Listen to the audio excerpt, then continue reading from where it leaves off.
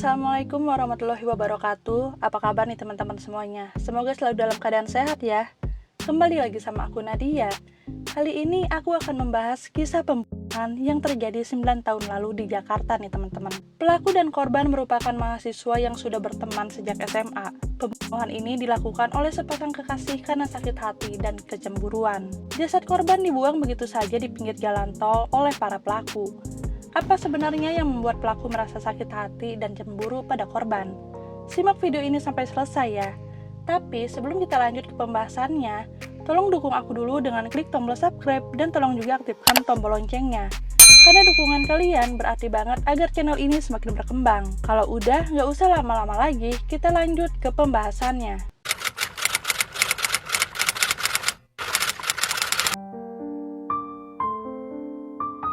Pada Senin malam tanggal 3 Maret 2014, orang tua Ade Sara Angelina Suroto yang bernama Suroto dan Elizabeth Diana merasa khawatir putri mereka belum juga pulang. Saat dihubungi pun ponselnya tidak aktif.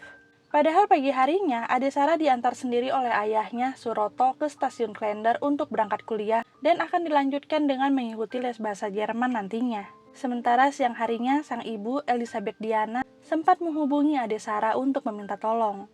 Saat itu Ade Sara pun masih bisa dihubungi, malah menelpon sang ibu sekitar pukul 1:30 siang.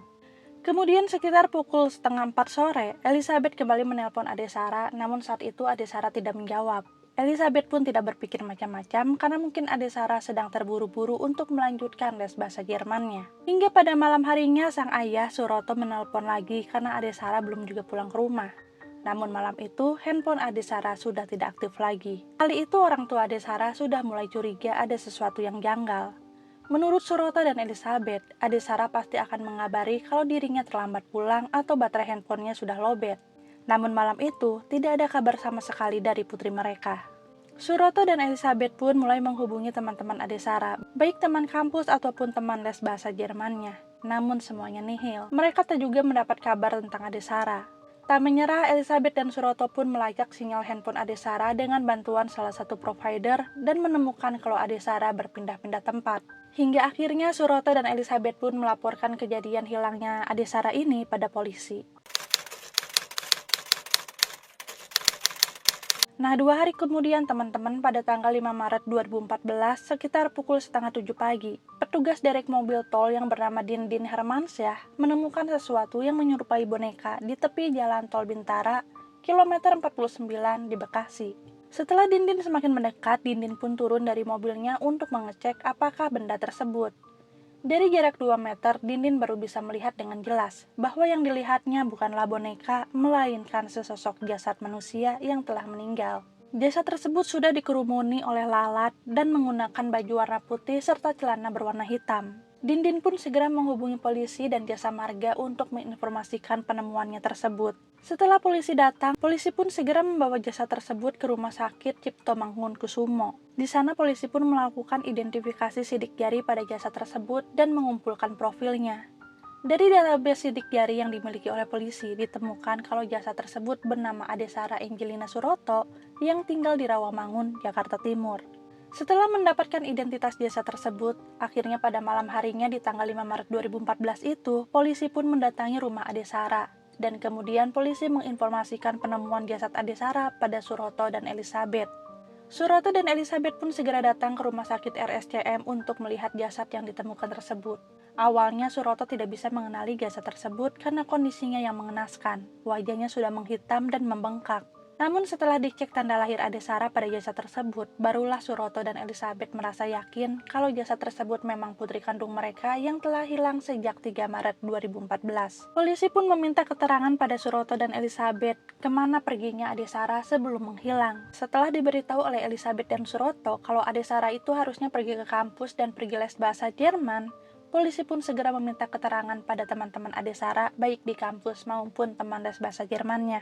Saat polisi meminta keterangan pada teman-teman Ade Sara tersebut, ternyata ada salah satu teman Ade Sara yang sempat menerima kabar dari Ade Sara, yaitu teman les bahasa Jermannya. Di mana saat itu Ade Sarah memberitahu kalau dia akan bertemu dulu dengan pacar mantan kekasihnya. Menurut keterangan teman-teman korban juga, Ade Sarah hanya memiliki masalah dengan satu mantan pacarnya yang bernama Ahmad Imam Al-Hafid. Mendapat informasi tersebut, polisi pun mulai ada kecurigaan pada Hafid ini. Setelah meminta keterangan pada teman-teman Ade Sarah tersebut, polisi pun akhirnya kembali ke Rumah Sakit Cipto Mangunkusumo untuk mengambil hasil visum Ade Sarah. Saat polisi datang ke RSCM itu, polisi sempat bertemu dan melihat ada teman-teman Ade Sarah yang sedang melayat. Dan kebetulan di sana ada Hafid yang juga ikut melayat. Polisi pun mulai mendekati Hafid dan menanyakan beberapa hal mengenai Ade Sarah. Pada saat itu, polisi melihat ada luka di tangan Hafid. Polisi pun sempat menanyakan kenapa lengan Hafid bisa terluka. Namun jawaban Hafid tidak meyakinkan dan membuat polisi semakin curiga. Polisi pun melakukan interogasi lebih lanjut hingga Hafid semakin tersudut. Dan akhirnya Hafid pun mengakui kalau di tangannya adalah luka dari gigitan Ade Sarah yang melakukan perlawanan saat dalam penyekapan Hafid. Hafid juga mengakui kalau perbuatannya itu tidak dilakukan sendirian, melainkan bersama kekasihnya yang bernama Asifa Ramadhani. Nah, singkat cerita akhirnya Hafid dan Sifa ini dibawa ke kantor polisi untuk dimintai keterangan lebih lanjut. Saat diinterogasi, keduanya akhirnya mengakui telah melakukan pembunuhan pada Ade Sarah. Lantas, mengapa keduanya bisa tega membunuh teman dan mantan pacarnya sendiri? Saat digali lebih dalam, baru diketahui kalau motif keduanya melakukan itu karena sakit hati. Hafid merasa sakit hati karena Ade Sarah tidak mau lagi dihubungi olehnya setelah putus. Sementara Sifa merasa sakit hati dan takut kalau Hafid akan kembali lagi bersama dengan Ade Sarah. Karena selama berhubungan dengan Sifa, Hafid ini selalu menghubungi Ade Sarah walaupun Ade Sarah telah mengabaikannya. Akhirnya karena ketakutan sang kekasih akan kembali pada Ade Sarah, Sifa pun mau membantu Hafid melakukan pembunuhan pada Ade Sarah. Nah teman-teman, Ade Sarah, Sifa, dan Hafid ini merupakan teman satu SMA. Saat di SMA, Ade Sarah dan Hafid berpacaran. Namun setelah 1 tahun menjalin hubungan, keduanya memutuskan untuk berpisah. Karena keduanya ini diketahui memang berbeda agama ya teman-teman. Setelah putus dari Ade Sarah, kemudian Hafid berpacaran dengan Sifa.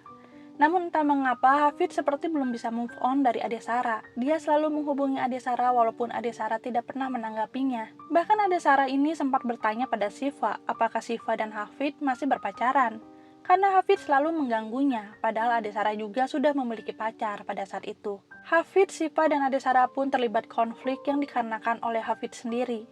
Bahkan Hafid sempat akan meretas akun sosial media Ade Sarah, namun saat itu mereka pada akhirnya berbaikan. Sifa yang melihat Hafid seperti masih terobsesi dengan Ade Sarah merasa cemburu. Hingga setahun setelah putus dari Ade Sarah, nyatanya tidak menghentikan Hafid untuk terus menghubungi Ade Sarah. Hingga akhirnya terjadilah tragedi mengerikan pada tanggal 3 Maret 2014 itu. Hari itu sekitar setengah 6 sore, Sifa mengajak Ade Sarah bertemu. Padahal saat itu Ade Sarah sudah ada di stasiun kereta untuk pergi les bahasa Jerman. Namun karena desakan Sifa untuk bertemu, akhirnya Ade Sarah pun menyetujui dan dia sempat mengirim pesan ke rekan lesnya bahwa dia akan bertemu dulu dengan pacar mantan kekasihnya. Setelah Sifa dan Ade Sarah bertemu, Sifa pun mengajak Ade Sarah untuk bertemu dengan Hafid dan mengatakan kalau mereka akan mengantarkan Ade Sarah ke tempat lesnya menggunakan mobil Hafid. Saat ketiganya bertemu, Sifa dan Hafid mulai melancarkan rencananya. Keduanya bersandiwara berpura-pura bertengkar. Saat itu diduga Ade Sarah mau bertemu keduanya hanya untuk membuktikan kalau Ade Sarah tidak memiliki hubungan dan perasaan lagi pada Hafid. Sehingga Hafid ini tidak lagi menghubunginya dan Sifa tidak merasa cemburu padanya. Nah, setelah sampai di tempat les, Ade Sarah pun turun dari mobil. Namun saat itu Sifa juga ikut turun dari mobil. Hafid meminta Sifa untuk kembali masuk ke dalam mobil. Namun saat itu Sifa menolak. Sifa hanya akan masuk ke dalam mobil apabila Ade Sarah juga ikut masuk. Hafid dan Sifa pun kembali bertengkar pada saat itu. Hal ini membuat Ade Sarah akhirnya ikut masuk lagi ke dalam mobil Hafid. Niat baik Ade Sarah untuk mendamaikan keduanya justru berakhir buruk bagi Ade Sarah sendiri. Mobil Hafid pun kembali berjalan, dan pada saat itu penyiksaan pada Ade Sarah pun dimulai. Ade Sarah yang kaget dan panik berusaha untuk keluar dari mobil, namun ditahan oleh Sifa. Sifa pun meminta Ade Sarah untuk membuka bajunya agar Ade Sarah malu apabila dia berniat keluar mobil. Ade Sarah pun sempat menolak dan membuatnya kembali dipukul, digambak, dan disetrum menggunakan alat setrum. Hingga akhirnya karena Ade Sarah terus memberontak, Sifa pun membuka paksa baju yang Ade Sarah kenakan. Ade Sarah pun semakin memberontak dan melakukan perlawanan. Dan saat melakukan perlawanan itu, tangan Hafid sempat digigit oleh Ade Sarah. Karena penyiksaan yang bertubi-tubi dengan cara dipukul, disetrum, dijambak, ditendang, Ade Sarah pun akhirnya pingsan. Saat pingsan itu, Syifa menyumpal mulut Ade Sarah menggunakan kertas dan tisu agar kalau Ade Sarah kembali sadar, dia tidak bisa berteriak. Namun karena tersumpal itulah Ade Sarah menjadi kehabisan nafas hingga sekitar setengah 10 malam Syifa mencoba menyentuh tubuh Ade Sarah. Saat itu Ade Sarah sudah tidak bergerak lagi dan diduga dia telah meninggal dunia karena kehabisan nafas. Setelah Ade Sarah ini meninggal dunia, Syifa dan Hafid pun kebingungan. Akhirnya mereka hanya berkeliling-keliling membawa jenazah Ade Sarah di daerah Gondangdia, Menteng, Cempaka Putih, Cawang Taman Mini, dan kembali lagi ke Rawamangun. Mobil Hafid pun sempat mogok pada dini hari. Akhirnya pada tanggal 4 Maret 2014 pada pukul 2 pagi, Hafid pun meminta bantuan temannya untuk membetulkan aki mobilnya. Karena pada saat itu mobilnya mogok sampai 3 kali. Saat teman Hafid tersebut datang, Syifa kembali memakaikan pakaian Ade Sarah. Teman Hafid pun tidak curiga sama sekali, dia pun langsung membetulkan aki mobilnya Hafid. Namun setelah aki mobilnya itu selesai diperbaiki, entah maksudnya apa, Hafid memberitahu temannya itu kalau dia sedang membawa mayat. Namun pada saat itu temannya Hafid tidak menanggapi dengan serius dan mengira Hafid hanya sedang bercanda saja. Akhirnya teman Hafid pun kembali pulang ke rumahnya setelah membetulkan aki mobil Hafid. Di tanggal 4 Maret itu, Hafid dan Syifa semakin kebingungan bagaimana cara membuang jasad Ade Sarah. Akhirnya setelah berkeliling-keliling, sekitar pukul 9 malam, jasad Ade Sarah pun dibuang di pinggiran tol Bintara Bekasi. Hingga akhirnya pada tanggal 5 Maret pagi harinya ditemukan oleh petugas mobil derek. Berita ini pun sempat menjadi perhatian masyarakat karena baik korban dan pelaku sama-sama masih muda, yakni berusia 19 tahun. Apalagi saat diinterogasi, muka Syifa dan Hafid ini terlihat tidak menyesal atas apa yang telah mereka lakukan. Sementara Suroto dan Elizabeth sangat berduka atas kejadian yang menimpa putri sematawayang mereka. Namun dengan berbesar hati keduanya memaafkan Syifa dan Hafid. Walaupun Elizabeth masih tidak bisa mengerti mengapa mereka bisa tega melakukan itu pada Ade Sarah. Pada tanggal 9 Desember 2014, Syifa dan Hafid pun dijatuhi hukuman 20 tahun penjara. Keduanya pun tidak mengajukan banding, namun saat itu jaksa penuntut mengajukan banding dan meminta mereka dipenjara seumur hidup. Akhirnya pada tanggal 9 Juli 2015, Mahkamah Agung mengabulkan kasasi dari jaksa. Syifa dan Hafid pun dijatuhi hukuman penjara seumur hidup. Saat itu nota pembelaan Syifa dan Hafid yang mengatakan tidak ada rencana untuk membunuh Ade Sarah terbantahkan dengan bukti-bukti yang polisi dapatkan. Salah satunya alat setrum yang sudah disiapkan oleh Hafid dan Syifa untuk menganiaya Ade Sarah. Elizabeth, ibu dari Ade Sarah ini tidak hanya memaafkan Hafid melalui ucapan saja loh teman-teman. Dengan membesar hati, Elizabeth pun selalu mengunjungi Hafid di penjara. Walaupun pada awalnya Hafid selalu menolak untuk bertemu, akhirnya dia mau juga ditemui. Sementara untuk Syifa, dia tidak mau ditemui, entah karena malu atau tidak sanggup bertemu dengan Elizabeth. Nah itu dia teman-teman kisah dari Ade Sarah ini. Sedih banget dengernya ya, apalagi Ade Sarah ini anak satu-satunya. Semoga dia bisa tenang di sana, dan semoga juga Syifa serta Hafid bisa bertobat dengan sungguh-sungguh. Di sini kita bisa mengambil pelajaran untuk tidak mau bertemu sendirian dengan orang-orang yang sudah berbuat tidak baik pada kita ya teman-teman. Jadi kita harus lebih berhati-hati lagi. Terima kasih telah menonton video ini sampai selesai. Jangan lupa untuk klik tombol like dan share-nya kalau kalian suka dengan video ini. Assalamualaikum warahmatullahi wabarakatuh.